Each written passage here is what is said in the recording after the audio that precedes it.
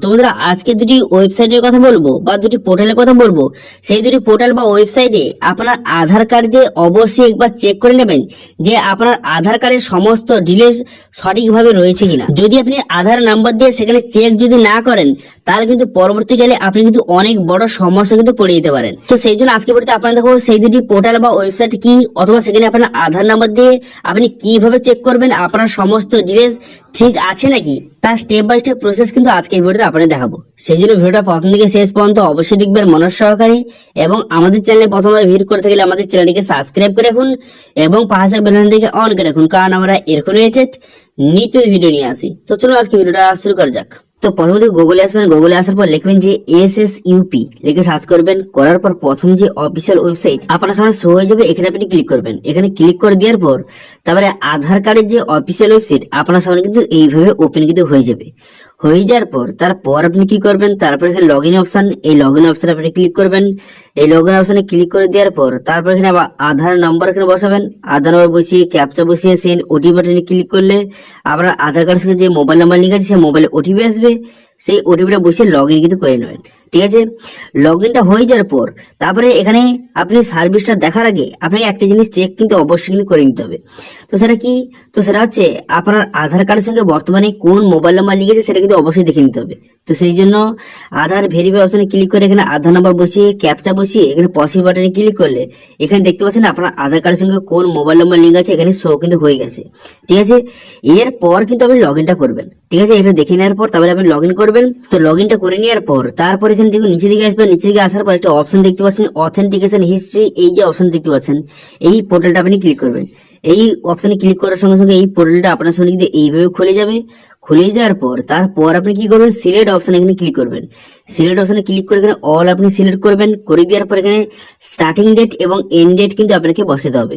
তো স্টার্টিং ডেটে আপনি কত ডেট থেকে কত ডেটের মধ্যে ডাটা আপনি চান, তো সেখান থেকে আপনি এখান থেকে আপনি ডেটটা আপনি সিলেক্ট করবেন।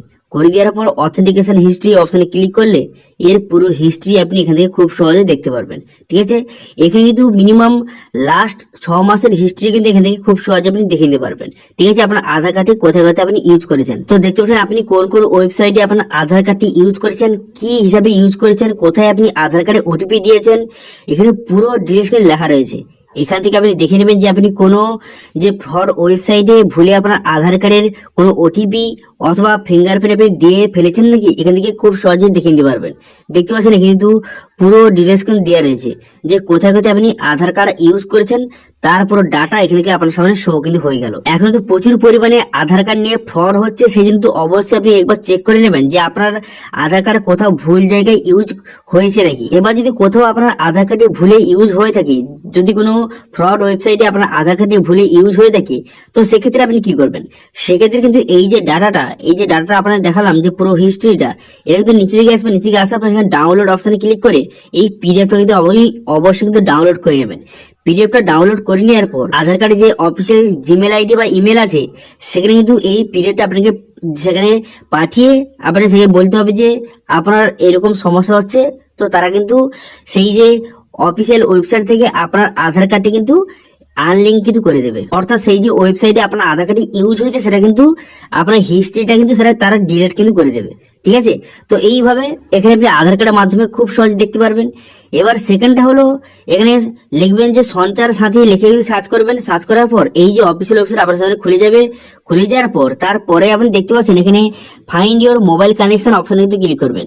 এই অপশনে ক্লিক করে দেওয়ার পর তারপর আপনি কি করবেন, এখানে আপনার মোবাইল নাম্বার, বর্তমানে আপনার কাছে যেই মোবাইল নাম্বারটা রয়েছে সেই মোবাইল নাম্বারটা বসাবেন যেটা আপনার আধার কার্ড দিয়ে নিয়েছেন। ঠিক আছে, সেই নাম্বারটা বসিয়ে ক্যাপচা বসিয়ে ভ্যালিডেট ক্যাপচা অপশনে ক্লিক করবেন। ভ্যালিডেট ক্যাপচা অপশনে ক্লিক করার পর তারপর কিন্তু আপনার যে মোবাইল নাম্বারে ওটিপি আসবে সেই ওটিপিটা বসিয়ে এখানে লগ ইন বাটনে ক্লিক করবেন।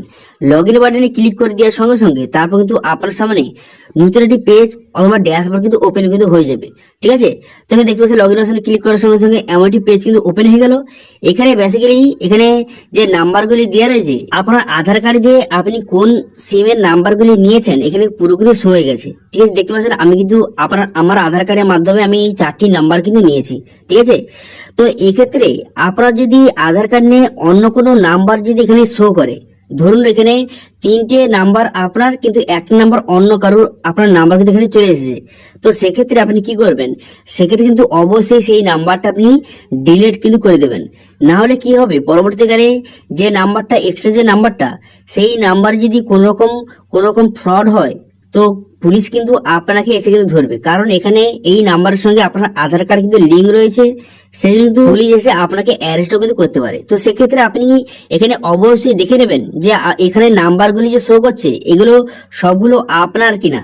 যদি আপনার না হয়ে থাকে তাহলে তো অবশ্যই এখান থেকে ডিলিট করবেন, ঠিক আছে? অথবা এখান থেকে আপনি রিপোর্ট কিন্তু করে দিতে পারেন। এবার যেই নাম্বারটা আপনার নয়, তো সেই নাম্বারটা রিপোর্ট কিভাবে করবেন? তো দেখুন এখানে কিন্তু নাম্বারগুলি যে শো হয়ে গেছে, নাম্বারের পাশে একটা কিন্তু চেক বক্স কিন্তু রয়েছে।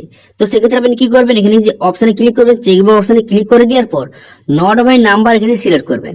সিলেক্ট করে দেওয়ার পর রিপোর্ট অপশনে ক্লিক করলে এই নাম্বারটা কিন্তু রিপোর্ট হয়ে যাবে এবং কিন্তু 48 ঘন্টার মধ্যে এই নাম্বারটা এখান থেকে ডিলিট কিন্তু হয়ে যাবে, ঠিক আছে? বর্তমানে কিন্তু আধার কার্ড নিয়ে অনেক রকম কিন্তু ফ্রড হচ্ছে, সেই জন্য আপনি সতর্ক থাকবেন এবং আপনার আধার কার্ডটি সিকিউর কিন্তু অবশ্যই রাখবেন। নাহলে আপনার আধার কার্ড দিয়ে কেউ যদি সিম নিয়ে থাকে, তারা যদি কোনো রকম ফ্রড কেসে জড়িত হয়, তো সেক্ষেত্রে তো আপনার কিন্তু জেলে অথবা আপনি অ্যারেস্টও কিন্তু হয়ে যেতে পারেন। সেই জন্য একটু অবশ্যই সতর্ক থাকবেন, ঠিক আছে?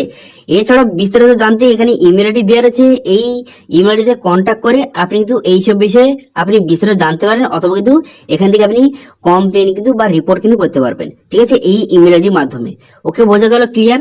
তো এই দুটি ওয়েবসাইটের মাধ্যমে আপনি খুব সহজে আপনার আধার নাম্বার দিয়ে অবশ্যই চেক করে নেবেন যে আপনার আধার কার্ডে কোন রকম ফ্রড কাজে জড়িত আছে কিনা। তো এইটা ছিল আজকে আপডেট। ভিডিওটা ভালো লাগে থাকলে ভিডিওটা লাইক করে দেবেন এবং ভিডিও কিন্তু বন্ধুর সঙ্গে শেয়ার করে দেবেন, এবং আমাদের চ্যানেলে প্রথমবার ভিজিট করে থাকলে আমাদের চ্যানেলটিকে সাবস্ক্রাইব করে রাখুন এবং পাশে বেল আইকনটিকে অন করে রাখুন, কারণ আমরা এরকম রিলেটেড নিত্য ভিডিও নিয়ে আসি। আজকে ভিডিওটা এই পর্যন্ত, দেখাচ্ছেন এই ভিডিওতে।